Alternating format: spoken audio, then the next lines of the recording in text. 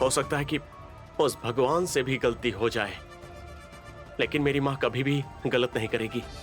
मेरी माँ कैसी है, मेरी माँ का दिल कैसा है, मैं नहीं जानता क्या? इस माँ को तुम पर पूरा विश्वास है। मुझे बहुत गर्व होता है बेटा। तो अगर उस पिता की जगह मैं होती तो तुम एक बेटा होने के नाते क्या करते बताओ? हाँ, मैं बहुत दुखी हो जाता माँ। इसलिए नहीं कि आपने चोरी की है, इसलिए कि मेरी माँ अपने दुख को मुझसे बताया नहीं।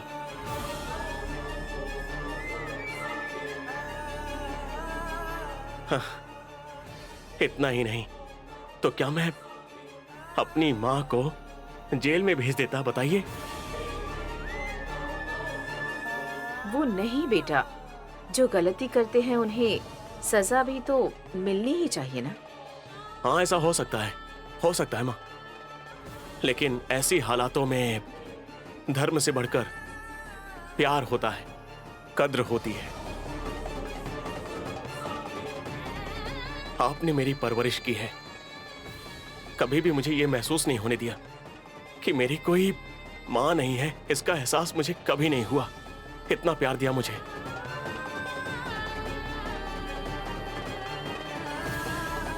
तो बस इतनी सी बात के लिए मैं उस प्यार को भला खो सकता हूं क्या माँ?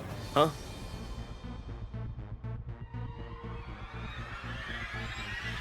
ऐसे महान बेटे को भले ही भगवान ने मुझे 9 महीने कोख में रखने का सौभाग्य नहीं दिया, लेकिन परवरिश तो करने दी है ना। इसलिए मैं उस भगवान की हमेशा ऋणी बनकर रहूंगी बेटा। इतनी अच्छी माँ को मेरे पास उस भगवान ने भेजा है। अगर आप और आपका प्यार नहीं होता तो पता नहीं मेरा क्या होता।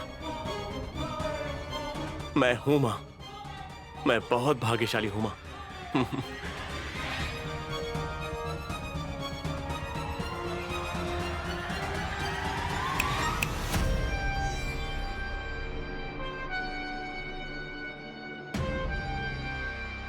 क्या हुआ?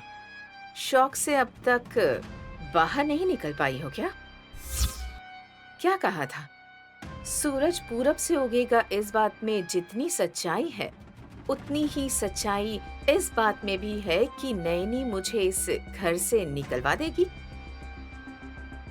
मेरी सच्चाई, मेरी असलियत विशाल के सामने रख दोगी और 3 दिनों में मुझे इस घर से निकाल दोगी। यही कहा था ना? लेकिन सुन लिया ना? विशाल ने अभी अभी मुझसे क्या कहा? अगर तुमने मेरी सच्चाई उसके सामने रखी भी, तो वो क्या कहेगा कि मेरी माँ ही तो है और मेरे खिलाफ कुछ नहीं कहेगा। ये बात तुम्हें समझ में आ गई ना? इसलिए अब तुम्हें जो करना है कर लो। कहा था ना, तुम मेरा कुछ भी नहीं बिगाड़ पाओगी।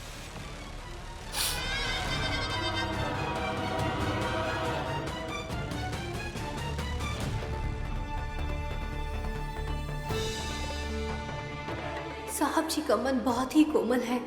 वो अपना कहकर सभी को माफ कर देंगे और इसमें वो अपनी माँ को तो जरूर माफ कर देंगे।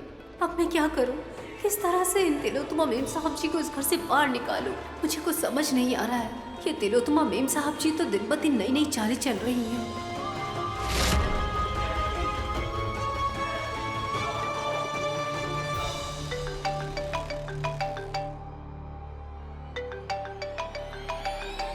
दीदी,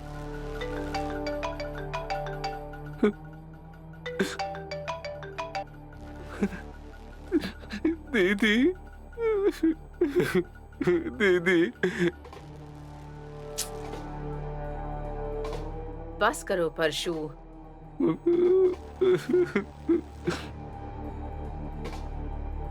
कैसे हो परशु?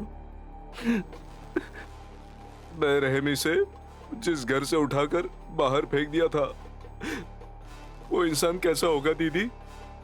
परशु, ये हमारे लिए सिर्फ एक ग्रहण जैसा है, लेकिन अगर मैं जैसा कहती हूँ तुम वैसा करोगे तो ग्रहण की छाया दूर हो जाएगी और हम खुद उस ग्रहण को निगल सकेंगे। ऐसा क्या प्लान है?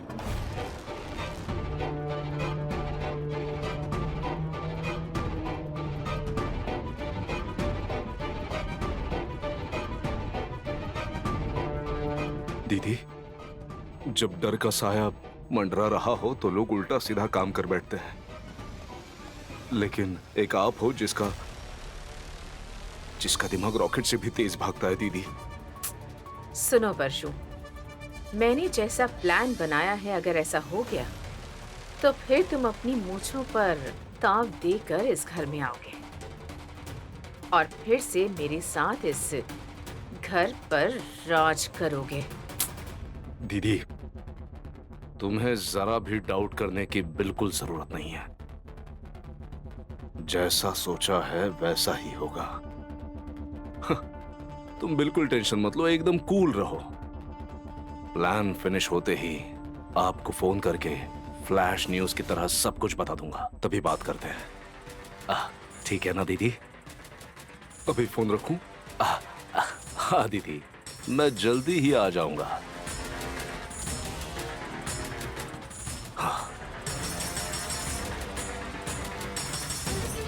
नहीं, शेर को टच करने से भले ही वो चुप रह जाए, लेकिन इस तिलोत्तमा को टच करोगी तो ये तुम्हें छोड़ेगी नहीं।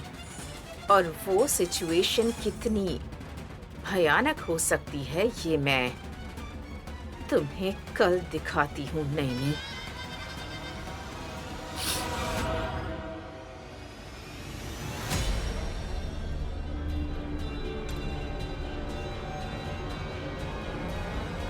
विशाल, टाइम हो रहा है, तुम तैयार होने के बजाय यहाँ क्या कर रहे हो? किस बात की देरी हो रही माँ? कहाँ जाना है हमें? कैसी बात कर रहे हो?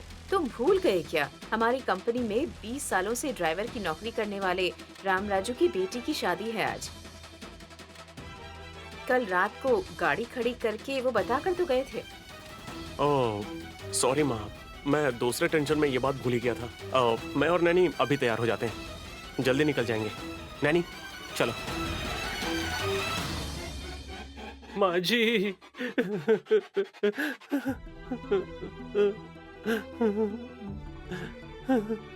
माँ जी।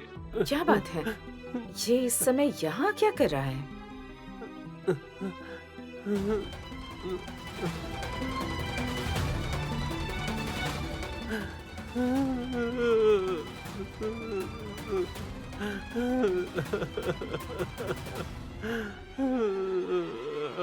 क्या हुआ?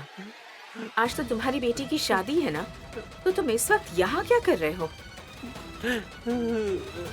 रामराज जी, आप रो क्यों रहे? आपकी बेटी की शादी के लिए जो पैसे दिए थे वो कम पड़ गए क्या? और पैसों की जरूरत है क्या? शादी मंडप तक ही रुक गई है साहब।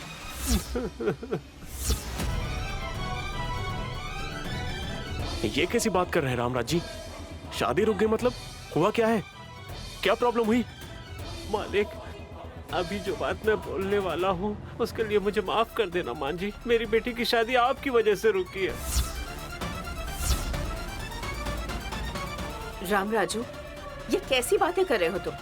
तुम्हारी बेटी खुश रहे इसलिए तोहफे के रूप में गांव की 1 एकड़ जमीन तुम्हारी बेटी के नाम कर दी, और फिर भी तुम ऐसी बातें कर रहे हो?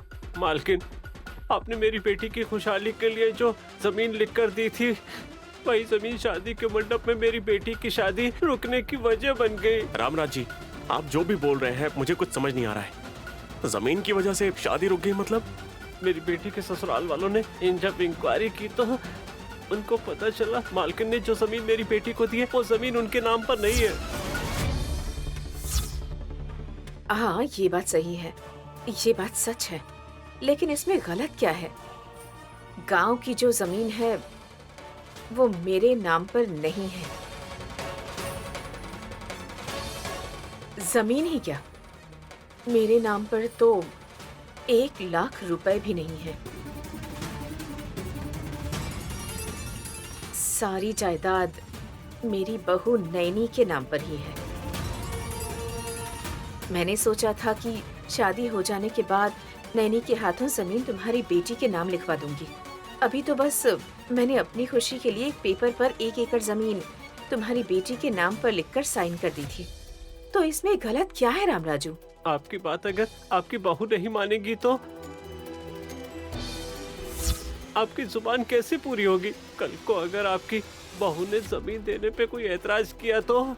रामराज जी, ये कैसी बातें कर रहे हैं आप? मेरी माँ ने अगर जुबान दी है तो मेरी पत्नी के लिए पत्थर की लकीर है। मेरी माँ ने जो कह दिया उसके बाद मेरी पत्नी उनसे कोई सवाल नहीं करेगी, उनकी बात मानेगी। ऐसे में मेरी माँ ने जो जुबान दी है उसके लिए मेरी पत्नी इनकी बेइज्जती करेगी?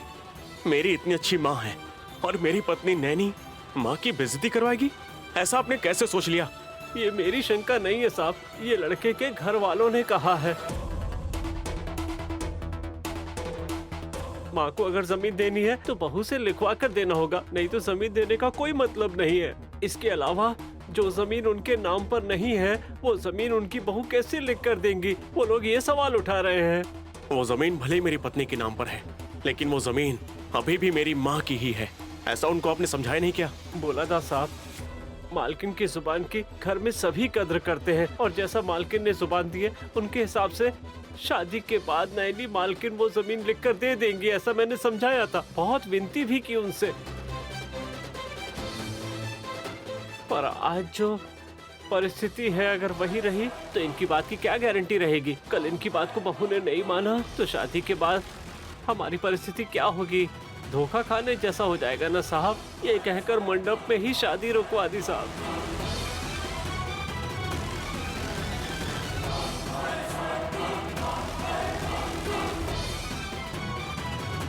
इस बात के लिए मुझे माफ कर दो। सारी गलती मेरी है। जब जमीन मेरे नाम पर है ही नहीं तो मैं ऐसा कदम कैसे उठा सकती हूँ? शायद मैंने गलत फैसला ले लिया। माँ, मुझे तो अधिकार ही नहीं है इस बात का। ये जानने के बाद भी मैंने ऐसा किया। शायद मैं ही गलत थी, पर मेरी वजह से तुम्हारी बेटी की शादी नहीं रुकनी चाहिए। चलो, मैं खुद जाकर उनसे माफी मांगती हूँ और जो शादी रुक गई है खुद खड़ी होकर वो शादी करवाती हूँ। चलो मेरे साथ। नहीं माँ जी नहीं, उन लोगों को जो मुंह में आया मुझे सुना दिया। वो आपको नहीं जानते माँ जी, कहीं उल्टा सीधा बोल दिया तो? पिछले 20 सालों से आपने हमारे परिवार को पाला है, मैं नहीं चाहता हमारी वजह से आपकी बेइज्जती हो। कोई बात नहीं रामराजू, एक लड़की का घर बसने से ज्यादा मेरी इज्जत मायने नहीं रखती। उन्हें जो भी कहना है कहने दो, मैं सब कुछ सुन लूंगी। जरूरत पड़े तो मैं उनके पैर पकड़ लूंगी, पर तुम्हारी बेटी की शादी नहीं रुकेगी, मैं खुद करवाऊंगी। चलो रामराजू। माँ रुक जाइए, मेरी माँ किसी के पैर पर गिरे, ये क्या बात हो गई माँ? ये गलत नहीं है बेटा। एक लड़की का घर बसाने के लिए किसी के पैर पर गिरना मुझे नहीं लगता कि ये गलत है। यहाँ हमें अपने स्टेटस से ज्यादा उस लड़की के दुख को समझना चाहिए जिसकी शादी हमारी वजह से रुकी है। हाँ, रामराज जी, जरूरत पड़ने पर करोड़ नहीं, मैं आपको 2 करोड़ देता हूँ और आप कहिए तो मैं इससे भी अच्छा रिश्ता लाकर आपकी बेटी की शादी करवाता हूँ। बेटा, जिस लड़की की शादी मंडप में आकर रुक गई हो उसका दुख हम शब्दों में बयां नहीं कर सकते। नहीं, उस लड़की की जगह खुद को रखकर सोचो कि कोई लड़की उस तकलीफ, उस बेइज्जती को आसानी से सहन कर सकती है क्या? माँ, जिस इंसान ने शादी के मंडप में उस लड़की की बेइज्जती की वो उसके साथ जिंदगी नहीं बिता पाएगी। रामराज जी, उनको वापस भेज दीजिए। आपकी बेटी की शादी मैं धूमधाम से करवाऊंगा। ऐसी बात नहीं है बेटा, अगर उस लड़की की शादी रुक गई है तो उसका श्राप मुझे लगेगा। माँ, आपकी बड़प्पन को समझ पाना उनके बस की बात नहीं है। उन लोगों के सामने जाकर आप क्या बात करेंगी? हाँ देखिए माँ, आप अंदर जाइए प्लीज। बेवजह मैंने अपनी मर्जी से इतना बड़ा फैसला लेकर गलती कर दी। रामराजू, मुझे माफ कर दो।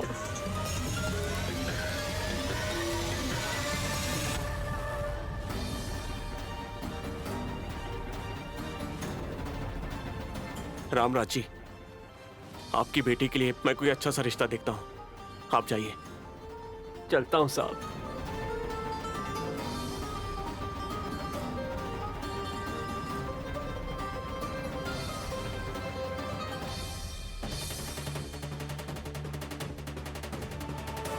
विशाल साहब जी को बस एक बार बोला और उन्होंने जमीन लिख कर दे दी।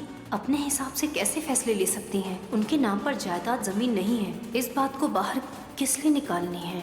ये देखकर मुझे शक हो रहा है कि तिलोत्तमा मेम साहब जी ने माँ के नाम को बदनाम कर दिया। ऐसी औरत को जितनी जल्दी हो सके यहाँ से मुझे निकालना ही होगा, और जो सच है मुझे उनके मुंह से उगलवाना होगा।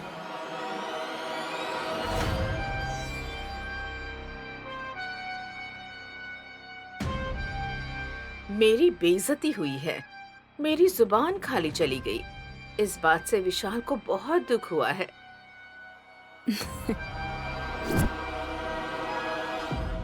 तकलीफ नहीं होगी। इस तकलीफ को कैसे भूल सकते हैं नैनी? हाँ, माँ की वजह से शादी रुक गई है सोचकर माँ को कितनी तकलीफ हो रही होगी पता है? हाँ, तुमने देखा ना, माँ उन दो कौड़ी के लोगों के सामने सर झुकाने का मन बना लिया था। मेरी माँ किसी के सामने अपना सर झुकाएगी तो बेटा होने के नाते मैं बर्दाश्त नहीं कर पाऊंगा। छह। विशाल इस समय इमोशनल है। ऐसे समय में हमारा प्लान कामयाब होने के चांसेस बहुत ज्यादा हैं। साहब जी, जो हो गया सो हो गया। रामराज की बेटी की शादी अच्छे लड़के से करवानी है, ऐसी जुबान दी है। अभी उस बात को भूल जाइए साहब जी। उस लड़की के लिए अच्छा सा रिश्ता देखकर वो लाइफ लॉन्ग खुश रहे, ऐसा सेटल करता हूं मैं। ये सब ठीक है नैनी, लेकिन मेरे कुछ भी करने के बाद मेरी माँ की जो बेइज्जती हुई है, मैं उसे ठीक कर सकता हूँ क्या? मैं जब विशाल से बात करूंगी तब वहां नैनी भी होगी, तो वो मेरा प्लान कामयाब नहीं होने देगी। जब वो नहीं होगी तब मौका देखकर मैं विशाल से बात करूंगी और उसे अपने वश में करूंगी। लेकिन वो नैनी तो हमेशा उसके आसपास रहती है, तो कुछ बहाना बनाकर उसे बाहर भेजना होगा। हाँ नैनी, मेरे लिए कॉफी बनाकर लाओगी क्या? ठीक है साहब जी, अभी लेकर आती हूँ। हाँ। हाँ। छह।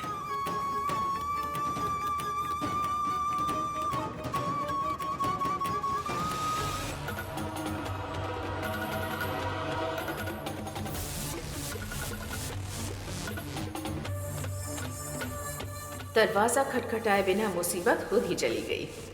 अब जाकर विशाल से आराम से बात कर सकती हूँ मैं।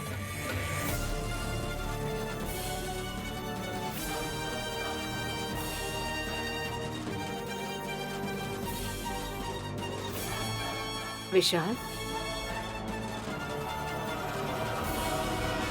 क्या है बेटा ये? तुम इतने दुखी क्यों हो रहे हो, बताओ। एक तरफ मेरी माँ इतनी दुखी हो रही है तो मैं बर्दाश्त कर पाऊंगा क्या? मैं जानती हूँ बेटा, इस माँ से तुम कितना प्यार करते हो, मैं अच्छी तरह जानती हूँ। अगर मैं दुखी हुई तो तुम देख नहीं पाओगे, मैं ये भी जानती हूँ। और इसके लिए मैं वहां थी, फिर भी मेरा दिल तुम्हारे ही पास था। इसलिए अपने बेटे को तसल्ली देकर शांत करने के लिए तुम्हारे पास आई हूं मैं बेटा। बेटा, इस तरह की बेइज्जती मेरे लिए कोई नई नहीं।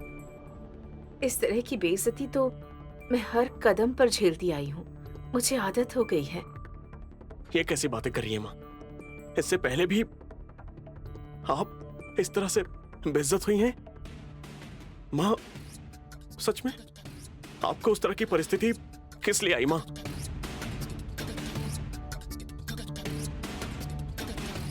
मेरे नाम पर जमीन जायदाद ना होने की वजह से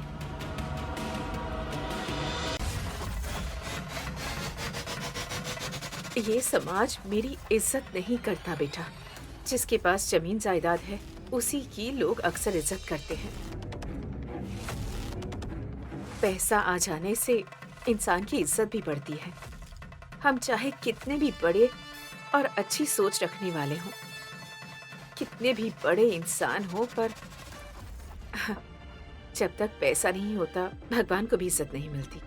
भगवान तो दूर, इंसान के नजरिए से भी नहीं देखते। इंसान का बर्ताव रवैया कैसा होता है उसके लिए तुम्हें एक छोटी सी मिसाल देती हूँ। बताओ, मैं कितने सालों से हमारे यहाँ की महिला मंडल की सदस्य हूँ। मैं इस घर की बहू भी हूँ, उस बात की इज्जत करते हैं। पर इस चीज के अलावा मेरा इस घर की किसी भी चीज पर अधिकार नहीं। ये बात सबको पता है, और ये बात पता चलते ही लोग कहते हैं कि वो करोड़पति तो है पर उसके नाम 10 रुपए भी नहीं। ऐसा कहकर मजाक उड़ाते हैं। नेक्स्ट ईयर वो मुझे वहां नहीं रहने देंगे, ये उन्होंने डिसाइड कर लिया। मुझे वर्षों से जानने वाले भी मेरे पास जमीन जायदाद नहीं है ये बात कह के मजाक उड़ाते हैं।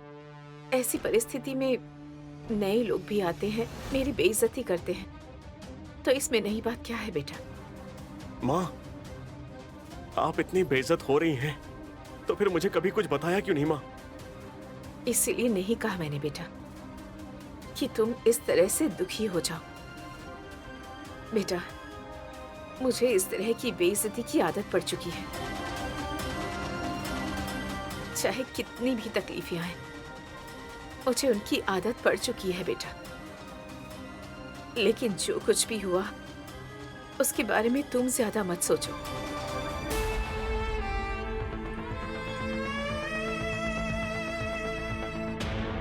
अगर तुम दुखी होगे तो ये मैं बर्दाश्त नहीं कर पाऊंगी, बिल्कुल नहीं कर पाऊंगी।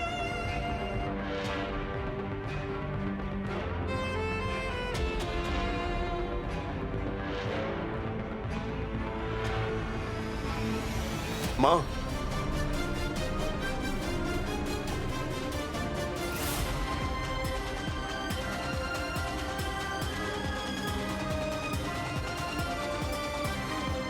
क्या हुआ बेटा? मैंने एक फैसला किया है माँ। कैसा फैसला बेटा? नैनी के नाम पर जो जायदाद है वो सब आपके नाम कर देता हूँ।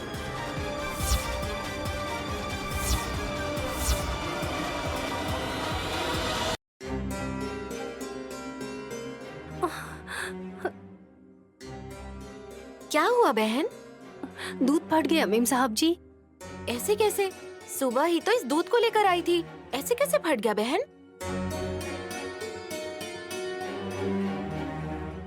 बहन, जब दूध को ना उबालो तो फट जाता है, ठंडा हो तो भी फट जाता है। इतनी छोटी सी बात के लिए इतना टेंशन क्यों लेना? ओह, अच्छा दूध अभी नहीं है ना विशाल को कॉफी बनाकर देने के लिए? मेरी तकलीफ इस बात से नहीं है। तो फिर? दूध फटने का मतलब अशुभ संकेत होता है। वो अशुभ संकेत कहाँ से आएगा, क्या पता किस रूप में आएगा, ये सोचकर बहुत डर लग रहा है। तुम यही सोच रही हो ना कि वो दुष्ट ग्रह कौन होंगे? हाँ बहन, वो दोनों दुष्ट ग्रह लोमड़ी और परशु मामा को तुम घर से बाहर निकाल दी थी ना, इसीलिए उन लोगों ने कोई प्लानिंग की होगी, उसके अलावा कुछ और नहीं होगा। लेकिन फिर भी हमें सावधान रहना होगा। तुम ना उनकी प्लानिंग के बारे में सोचकर ज्यादा परेशान मत हो, क्योंकि उनसे डील करना तुम्हारे लिए कोई बड़ी समस्या नहीं है। इसीलिए इन सब चीजों के बारे में ज्यादा सोचना बंद कर दो। विशाल को हेडेक हो रहा है ना, इसीलिए उसने कॉफी मंगवाई थी ना, तो फिर ब्लैक कॉफी लेकर चली जाओ। हाँ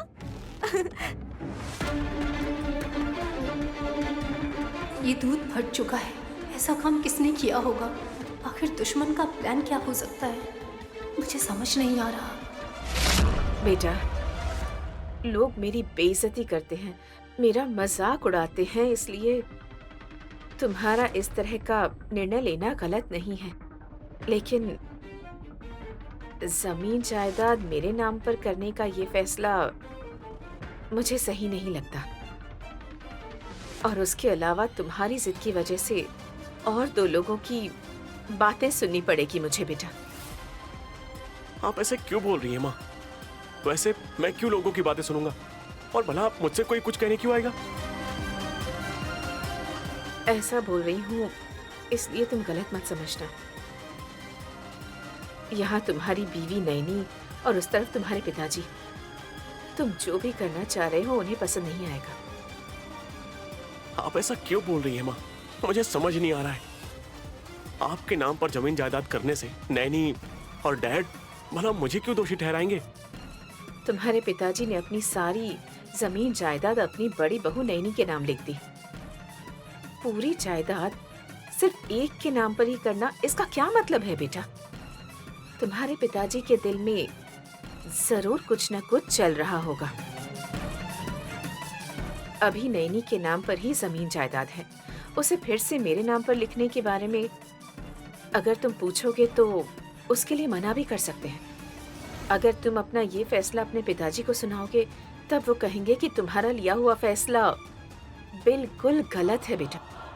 मुझे नहीं लगता कि तुम्हें किसी से भी बात करनी चाहिए। माँ, डैड से मैं बात करता हूँ। डैड मेरे फैसले को मना नहीं करेंगे। और अब आप इस मामले के बारे में ज्यादा मत सोचिएगा प्लीज।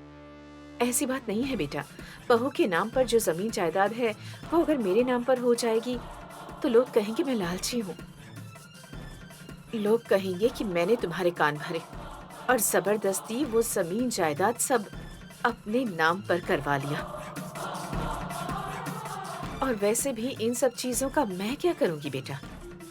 माँ, ये जायदाद बहू का है, आप इस नजर से देख रही हो, लेकिन मैं इसे मेरी माँ का आत्मसम्मान और इज्जत के नजरिए से देख रहा हूँ। और सबसे ज्यादा खास बात, मेरी माँ का बड़प्पन और उनका खास दिल सिर्फ मैं जानता हूँ। इस मामले में चाहे कोई कुछ भी कहे, आई डोंट केयर, मैं ध्यान नहीं दूंगा। बेटा विशाल, मेरी बात सुनो। मेरा नाम जमीन जायदाद पर लिख देना इतना आसान नहीं है बेटा। हम जैसा सोच रहे हैं वैसा बिल्कुल नहीं होगा। मेरी बात समझो बेटा। अगर मैं कहूंगा तो नैनी डॉक्यूमेंट्स में साइन कर देगी, फिर इसमें प्रॉब्लम क्या है माँ? ऐसी बात नहीं है बेटा। माँ, अगली बार मेरी माँ बेइज्जती से ऐसी सिचुएशन आनी नहीं चाहिए। उसके लिए माँ के नाम पर जायदाद लिखने का फैसला एक बेटे के तौर पर मैं कर चुका हूँ। नैनी से कहकर आपके नाम पर जायदाद लिखवा देता हूँ। इसमें किसी भी तरह का बदलाव नहीं है माँ। और माँ, आगे से इस मामले के बारे में आप भूल जाइए प्लीज। बेटा, इस उम्र में एक माँ के तौर पर मुझे जो चाहिए वो है तुम्हारी खुशी। तुम लोग खुश रहो तो मेरे लिए यही सबसे बड़ी जायदाद है। उसके सामने ये जमीन, ये जायदाद सब किस काम की बेटा? मेरे नाम पर जायदाद लिखवा देना मुझे बिल्कुल भी पसंद नहीं है। लेकिन अगर मैं मना करूंगी तो तुम दुखी हो जाओगे। इसलिए मेरे बेटे को तकलीफ ना हो ये सोचकर भले ही मुझे दुख हो, मैं तुम्हारी बात से इनकार नहीं करूं। बेटा, एक बात याद रखना, इस जन्म में भले ही मुझे कुछ भी ना मिले, पर इस माँ को इस बेटे का प्यार मिला है, यही मेरे लिए काफी है। मैं किसी भी मुश्किल का सामना कर लूंगी बेटा।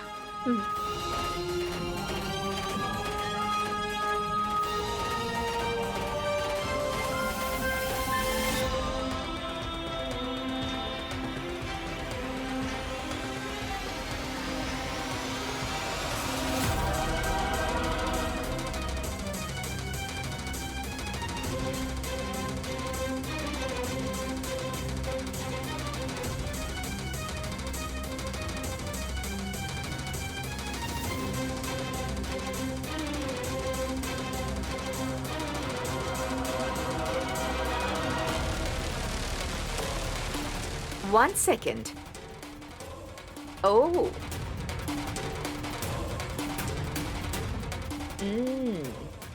ब्लैक कॉफी टेस्ट बहुत अच्छा है, लेकिन तुम्हारा टाइम असल में देखा जाए तो इस वक्त बिल्कुल भी अच्छा नहीं चल रहा है।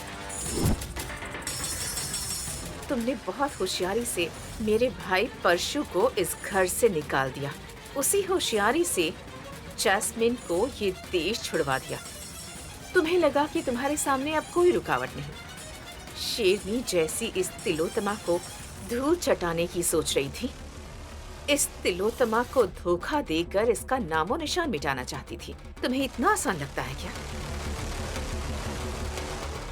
मेरे भाई परशु और वहाँ जैस्मिन को इस घर से निकालकर तुमने मुझे झटका दिया था।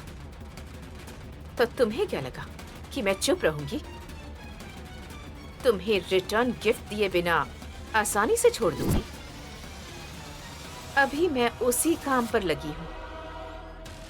तुम्हारा दिमाग घूम जाएगा ऐसा रिटर्न गिफ्ट रेडी किया है। मुझे खामोश देखकर तुम्हें लगा कि मैं हार गई हूँ। मैं चोट खाई हुई शेरनी हूँ। ये बात भूल गई थी शायद। इस तिलोत्तमा से भिड़ना तुम्हें इतना आसान लगा था क्या? अब पता चलेगा इसका परिणाम क्या होगा। ऐसा कुछ होगा जो तुम सोच भी नहीं सकती। तुम्हारी आत्मा कांप जाएगी। नहीं, सोच लो, क्योंकि तुम्हें सोचने का मौका भी नहीं मिलेगा। ऐसी हालत कर दूंगी। टाइम हमेशा एक जैसा नहीं रहेगा नैनी।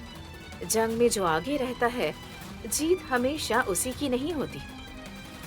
धरती गोल गोल घूमती है, यहाँ वहाँ घूमती रहती है, और अब घूमते घूमते वक्त मेरी तरफ आ गया है, ये याद रखना। अब तुम ये कैसे रोकोगी? कैसे बीच में खड़े होकर पासा पलटोगी? देख लो।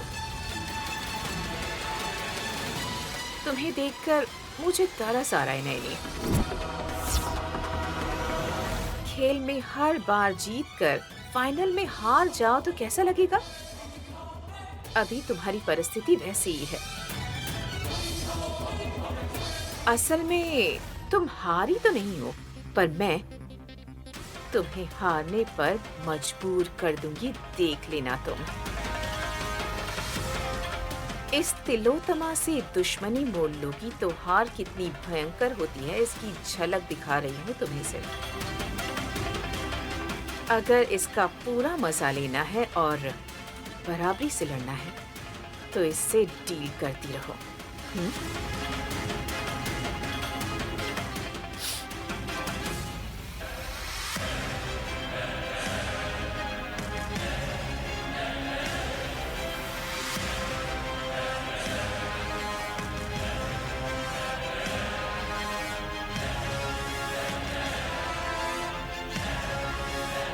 साहब जी, कॉफी बनाने गई तो दूध फट गया। कोई बात नहीं नैनी। आपके सिर में दर्द हो रहा है ना? मैं बाहर से दूध लाकर कॉफी बनाकर देती हूँ आपको। जरूरत नहीं है नैनी।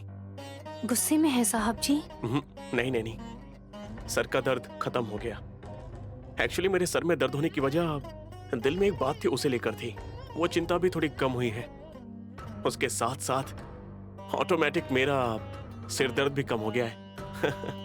साहब जी, आपके दिल को बहुत गहरी तकलीफ हुई है। क्या हुआ साहब जी? क्यों है? क्यों है मतलब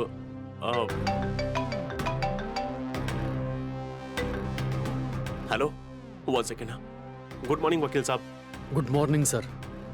दरअसल मीटिंग में था, इसलिए आपने जब कॉल किया था मैं उठा नहीं पाया sir. Sorry sir. No issue, it's okay. बोलिए सर।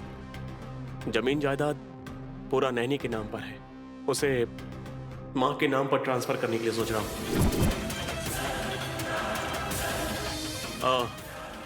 इमीडिएट रजिस्ट्रेशन हो जाना चाहिए।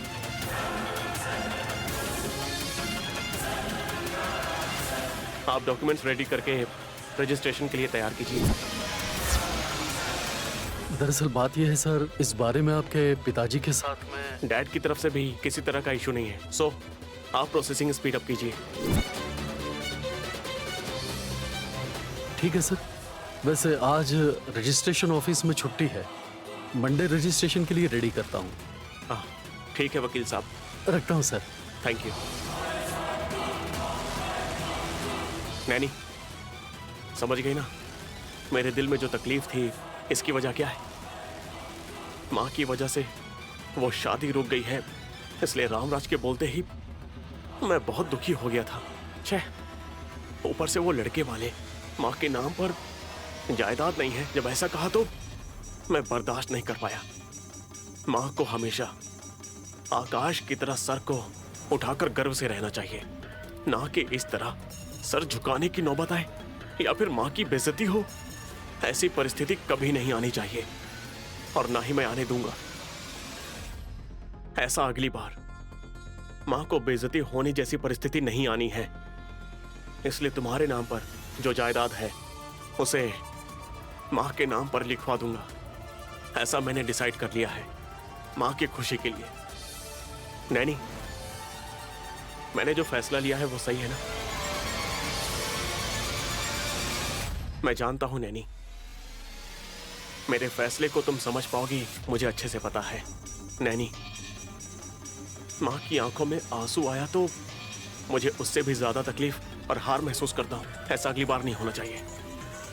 मुझे अपने कोख से जन्म न देने के बाद भी सगे बेटे की तरह मुझे प्यार दिया उन्होंने। उस प्यार के लिए ये तो बस एक ही काम है। उस माँ के लिए मैं बहुत कुछ कर सकता हूँ। तुम्हें पता है नैनी, मैं उस माँ के लिए यहाँ तक कि अपनी जान भी देने के लिए तैयार हूं नैनी। हाँ, नैनी, मंडे तुम्हें डॉक्यूमेंट में साइन करना होगा, ठीक है ना?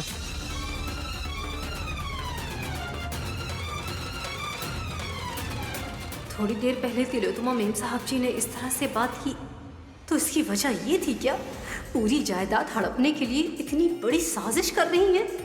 क्या करूं अब? गायत्री माँ के नाम पर जो जायदाद है वो तिलोत्तमा के हाथों में जाने से कैसे रोकूं मैं?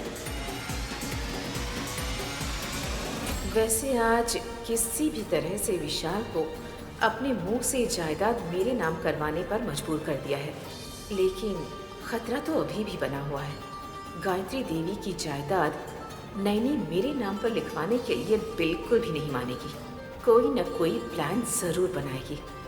अगर उससे कुछ हो गया तो आज तक मैंने जो भी प्लान बनाया है, आज तक जितनी भी कोशिश की है, सब पर पानी फिर जाएगा। अरे बाप रे, एक तरफ खुश भी हूँ लेकिन मुझे टेंशन भी हो रही है। आहा, मेरी तो जान ही निकल जाएगी। कुछ समझ नहीं आ रहा क्या करूं। छे। माँ, बोलो बेटा। अभी मैंने वकील साहब से बात की माँ। आज और कल हॉलीडे है, खत्म होते ही रजिस्ट्रेशन का इंतजाम हो जाएगा, ऐसा कह रहे हैं माँ।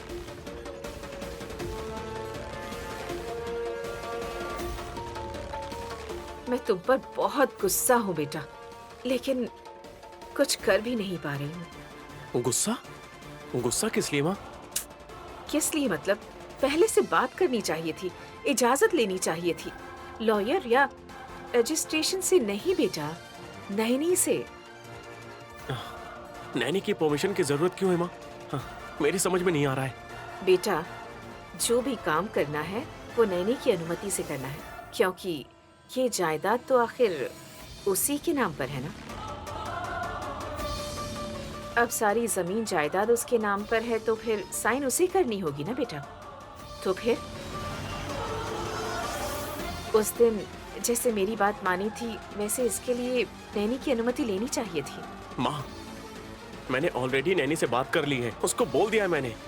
नैनी मान गई क्या? मेरे नाम पर जमीन जायदाद लिखने के लिए नैनी मान गई है क्या? माँ, आप इतना क्यों सोच रही हैं? क्यों इतना शक कर रही हैं आप? मुझे तो समझ ही नहीं आ रहा है। लेकिन नैनी को इस बारे में बोला है तो उसने कुछ नहीं बोला, इसका मतलब वो मान गई है ना? नहीं मानी तो ऐसा भी तो हो सकता है ना बेटा। चांस ही नहीं है माँ, क्योंकि नैनी मेरी कोई बात ना माने, ऐसा हो ही नहीं सकता। हाँ, नैनी को हमारी जायदाद को लेकर कोई लालच नहीं है। और जब डैड नैनी के नाम पर जायदाद लिख रहे थे तो उस समय भी नैनी ने कहा था ना कि मुझे कुछ नहीं चाहिए, लेकिन मैंने ही फोर्स करके जायदाद उसके नाम करवाया था। हाँ, अगर वो जायदाद की लालची होती तो वो लेने से मना क्यों करती, बताइए? ओके, अगर नैनी को जायदाद को लेकर लालच भी हुआ और मैं बोलूंगा तो मेरे खिलाफ आवाज उठाए बिना वो डॉक्यूमेंट्स पर साइन आराम से कर देगी माँ। आगे इस चीज को लेकर आप परेशान होना बिल्कुल छोड़ दीजिए माँ, ठीक है ना? पर बेटा, मुझे कोई जमीन जायदाद नहीं चाहिए, क्योंकि मेरी वजह से मैं तुम्हें मुसीबत में नहीं डालना चाहती। मुझे अफसोस और तकलीफ की परिस्थिति क्यों आएगी माँ? कुछ नहीं बेटा, नैनी माने या ना माने, उसकी परमिशन लिए बिना अगर हम रजिस्ट्रेशन ऑफिस चले गए और बाद में नैनी ने कह दिया कि वो साइन नहीं करेगी, तब क्या होगा? और ये सब देखकर मुझे बहुत दुख होगा बेटा। बेटा, बेइज्जती मेरे लिए कोई नई बात नहीं है, क्योंकि आज तक मैंने बहुत बेइज्जती सही है और आगे भी सहती रहूंगी। लेकिन मैं नहीं चाहती कि तुम्हारी बेइज्जती हो। नैनी की वजह से अगर तुम बेइज्जत हुए तो मैं ये सब बिल्कुल नहीं देख पाऊंगी बेटा। मुझे बहुत दुख होगा बेटा, और इसीलिए तुम उस परिस्थिति में ना फंसो, इसलिए तुमसे बार बार कह रही हूँ कि पहले नैनी की परमिशन ले लो इस काम के लिए, ताकि सबके सामने हमारी बेइज्जती ना हो। और बेटा, मैं तुम पर शक नहीं कर रही हूँ। बड़े बुजुर्ग कहते हैं ना कि कोई भी काम सोच समझ कर करना चाहिए, बस इसीलिए कह रही हूँ। माँ, आप जो भी सोचती हैं, एक बार हो या 10 बार, सिर्फ मेरे बारे में ही सोचती हैं, मुझे अच्छे से पता है। देखिए माँ, आप बिल्कुल भी परेशान मत होइए। इस विषय में नैनी रुकावट बनकर मुझे दुखी नहीं करेगी। इस बात का आपको भरोसा दिलवाने के लिए मैं ये बात खुद नैनी की जुबान से कहलवाऊंगा। यही कि जायदाद आपके नाम करवाने में उसे किसी भी तरह का कोई एतराज नहीं है, ठीक है ना माँ?